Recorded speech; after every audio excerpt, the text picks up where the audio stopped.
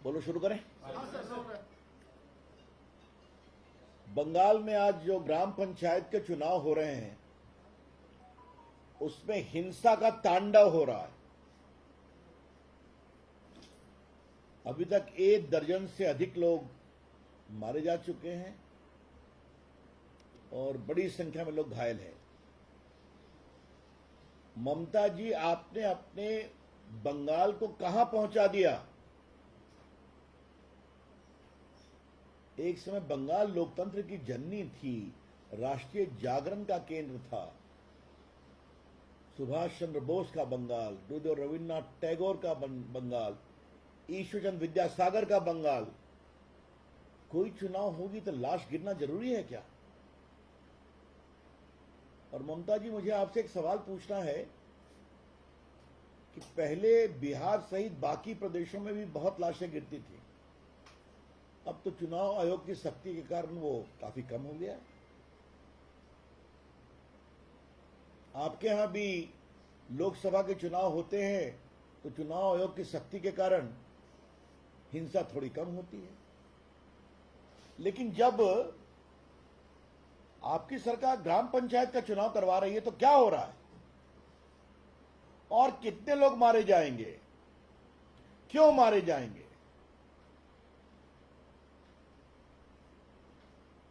Central forces को भी कायदे से काम नहीं करने दिया जा रहा है, कोई सहयोग नहीं मिल रहा है जमीन पर। ममता जी की पुलिस एक प्रकार से पॉलिटिकल आउटफिट के रूप में काम करती है, क्योंकि मुझे मालूम है कि जो कुछ ईमानदार प्रभावी पुलिस वाले हैं उनको उचित प्रोत्साहन नहीं मिलता या काम करने नहीं दिया जाता। ममता जी, आपकी पार्टी के लोग भी मारे जा रहे हैं ना, क्योंकि आपके भी पार्टी के गुटों में काफी संघर्ष है, ऐसा हमें बताया गया और यही जमीनी खबर भी है। लेकिन इस हिंसा के तांडव को कब रोकेंगे आप? It is very unfortunate. BJP condemns outright this reckless violence in Bengal in the gram panchayat election. Bharatiya Janata party आज के चुनाव में इस हिंसा के तांडव की भर्त्सना करती है। एक दूसरी महत्वपूर्ण बात हमें कहनी है कि जब पूरे देश में इलेक्ट्रॉनिक वोटिंग हो रही है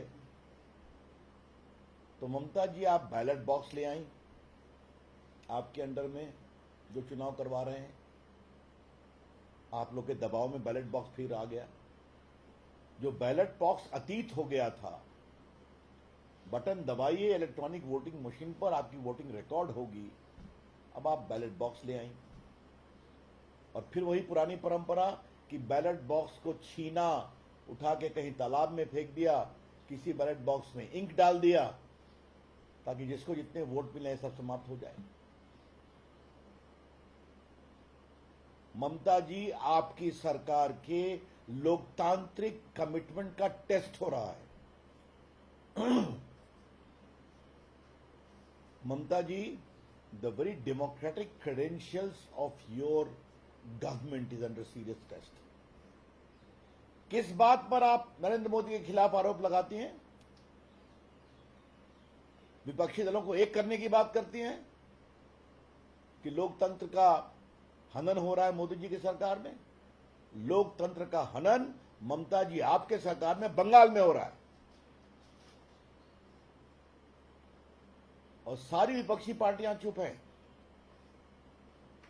कांग्रेस के लोग भी मारे गए हैं, वामपंथियों पर भी हमला हुआ है, लेकिन कमाल है, क्या वामपंथी पार्टियों के राष्ट्रीय नेता हो या कांग्रेस के राष्ट्रीय नेता हो, चुप हैं। ये है आपके दोहरे चरित्र। This is your double standard. बेबुनियाद आधारहीन आरोप लगाना नरेंद्र मोदी की सरकार के खिलाफ और अपने अगुवाई में बंगाल में खुलेआम हिंसा का तांडव करना, यह बहुत दुर्भाग्यपूर्ण है। हम एक ही बात कहना चाहेंगे, ममता जी, बंगाल की जनता देख रही है और जब कोई प्रदेश का मुख्यमंत्री हिंसा का तांडव करता है या करवाता है तो इसका संदेश यही जाता है कि जनता इनकी विदाई जल्दी ही करने वाली है। और आपके इस आचरण के कारण लोकतंत्र तो बहुत शर्मसार हुआ ही है, बंगाल की गौरवशाली जनता को भी बहुत दुख लगा है और हमें पूरा विश्वास है कि उचित कार्रवाई होगी लोकतंत्र के हिसाब से अगले चुनाव में।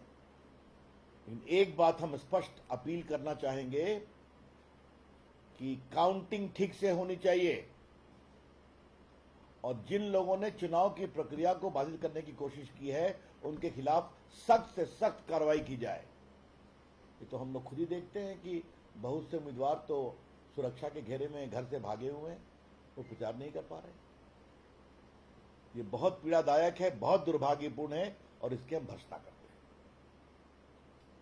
Thank you. क्या सवाल है? ममता ने कहा था कि लोकतंत्र 2024 अगर पूरी सरकार आई लोकतंत्र खत्म हो गया, अब वही लोकतंत्र को गिरला जा रहा है। ये सवाल आप ममता जी से पूछिए, मैंने उठाया है ऑलरेडी। जिस लोकतंत्र के खतरे की आशंका वो प्रधानमंत्री को लेकर आरोप के बारे में बोलती हैं मोदी जी के खिलाफ, वो खुद उनकी सरकार में क्या हो रहा है बंगाल में दिखाई पड़ रहा है। लोकतंत्र का खतरा ऐसी सरकारों से है जो लोकतंत्र का नाम लेते हैं और लोकतंत्र की सारी प्रक्रियाओं को समाप्त करने की कोशिश करते हैं। Sir, but TMC also alleging that they are also, tampering of votes and also ballot boxes have been tampered by BJP also. They are putting up a lot of videos and also saying that the central forces are used by BJP in the elections. How do you react? This by itself is a very, very baseless comment, a comment of desperation. Our report suggests that the central forces are not being allowed to operate freely to ensure a free and fair elections. And that's the reason you are seeing it. And there's a lot of tussle inter se between the TMC party also. Thank you. Chalo.